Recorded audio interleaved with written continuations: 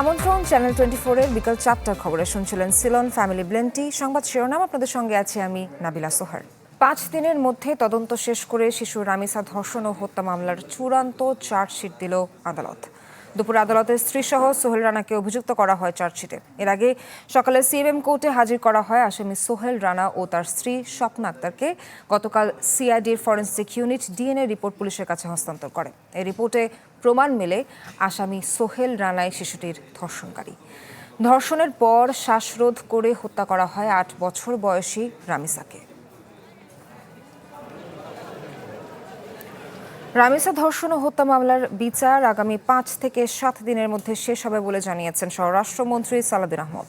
সচিবালয়ে মন্ত্রী বলেন, সর্বোচ্চ শাস্তি নিশ্চিত করতে সরকারের পক্ষ থেকে প্রয়োজনীয় সব ব্যবস্থা নেওয়া হবে। আমরা একজন স্পেশাল পিপি নিয়োগ করেছি শুধুমাত্র এই মামলাটা ডিল করার জন্য।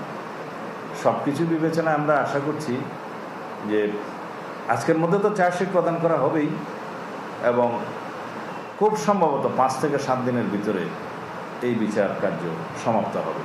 ফরিদপুরের নগরকান্দার শঙ্করপাশায় বাস অ্যাম্বুলেন্স সংঘর্ষে একই পরিবারের 4 জন সহ প্রাণ গেছে 5 জনের। পুলিশ জানায়, সকাল 10টায় ফরিদপুর থেকে ঢাকা যাচ্ছিল বিআরটিসির একটি বাস। ফরিদপুর ভাঙা মহাসড়কের শঙ্করপাশায় বিপরীতমুখী অ্যাম্বুলেন্সের সাথে সংঘর্ষ হয়। এতে ঘটনাস্থলে অ্যাম্বুলেন্সের 5 জন নিহত হন। পরে কিছু সময়ের জন্য ওই সড়কে যান চলাচল বন্ধ হয়ে যায়।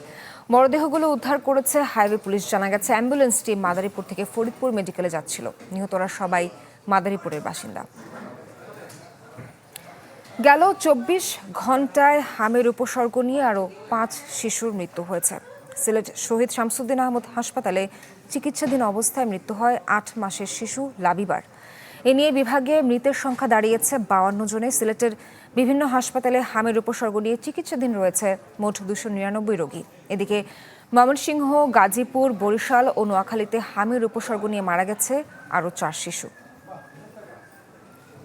পরিচ্ছন্ন জ্বালানি, সবুজ অর্থনীতি ও আত্মনির্ভরশীল শক্তি ব্যবস্থার পথে ধীরে ধীরে দৃঢ়ভাবে এগিয়ে যাচ্ছে বাংলাদেশ। জাতীয় সংসদ ভবনের শপথ কক্ষে নবায়নযোগ্য সৌরবিদ্যুৎ অন গ্রিড রুফটপের উদ্বোধনী অনুষ্ঠানে একথা বলেন প্রধানমন্ত্রী তারেক রহমান। সরকার প্রধান বলেন, টেকসই জ্বালানির পথে অগ্রসর হওয়া এখন শুধু পরিবেশগত দায়বদ্ধতা নয়, বরং অর্থনীতি এবং জাতীয় নিরাপত্তার অপরিহার্য অংশ। বলেন, সেদিকে লক্ষ্য রেখেই জ্বালানি খাতের স্বনির্ভরতা অর্জনের চেষ্টা করছে সরকার।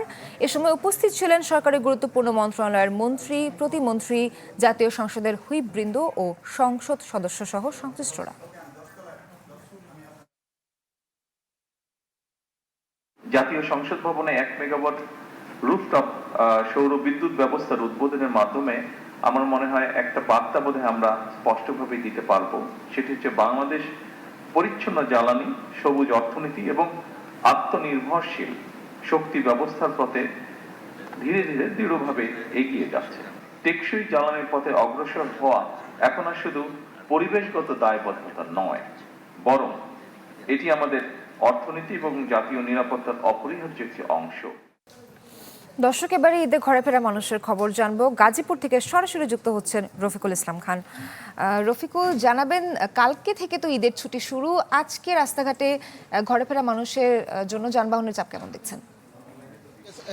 ইতিমধ্যে আসলে সরকারি ছুটি শুরু হয়ে গেছে, কারণ আজকে সরকারি চাকরিজীবীদের শেষ কর্মদিবস। আমরা দেখেছি অনেকেই কিন্তু মহাসড়কে আসতে শুরু করেছে। যদিও আমি যেখানে রয়েছি ঢাকা টাঙ্গাইল মহাসড়কের চন্দ্রাত্রী মোড় এলাকাতে, এখানে কিন্তু এই মুহূর্তে আসলে প্রচুর বৃষ্টি হচ্ছে।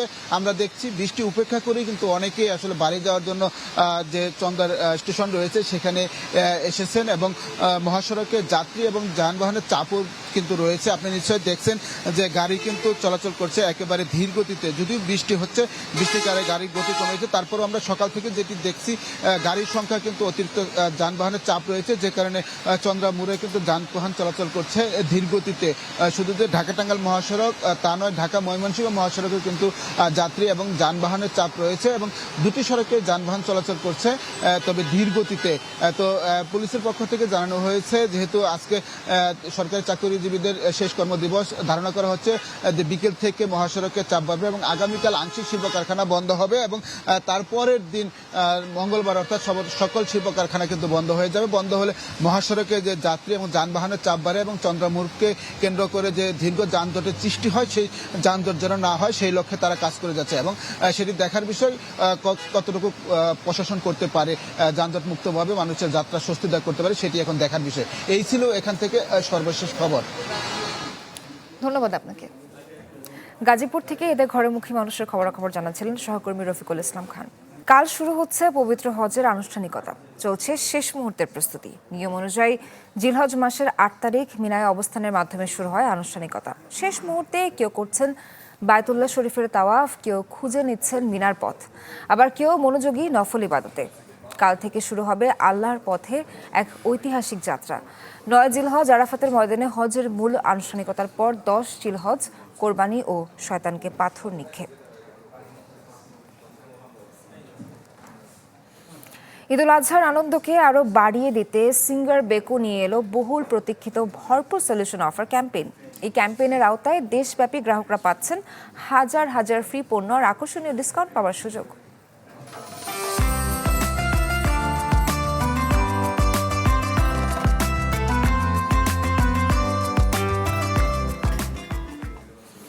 রাজধানীতে জমে উঠছে কোরবানির পশু হাট। বিভিন্ন জেলা থেকে আসছে পশু।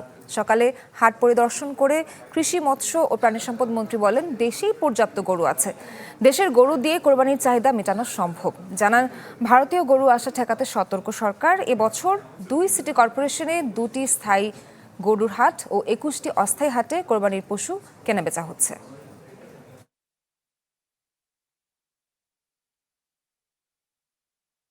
এই মুহূর্তে আমাদের যেই পরিমাণ গরু আমাদের কৃষকেরা উৎপাদন করেছে, আমরা আশা করছি এবং আমরা নিশ্চিত আমরা বলতে পারি যে আমাদের কোরবানি করার মতো এনাফ গরু আমাদের কাছে আছে। আশা দেশের নানা সংকট আর চ্যালেঞ্জে যখন দেয়ালে পিঠ থেকে যায়, তখন মানুষ ভরসা রাখতে চায় গণমাধ্যমে, যেখানে উঠে আসবে সংকটের স্বরূপ আর সমাধানের পথরেখা। জুলাই অভ্যুত্থান পরবর্তী সময়ে সেই প্রত্যাশার পারদ ওঠে আকাশে। চ্যানেল 24 প্রতিষ্ঠার 15 বছরে গণমাধ্যম বাস্তবতার কথা জানাচ্ছেন মুহাজির হক। ক্যামেরায় ছিলেন মারুফ চুন্নু।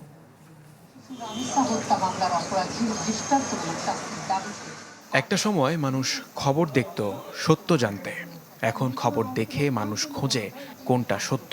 কারণ এক এক স্ক্রিনে একই ঘটনার এক এক গল্প, কোথাও সত্য উন্মোচিত হয় আর কোথাও চাপা পড়ে শব্দের ভিড়ে।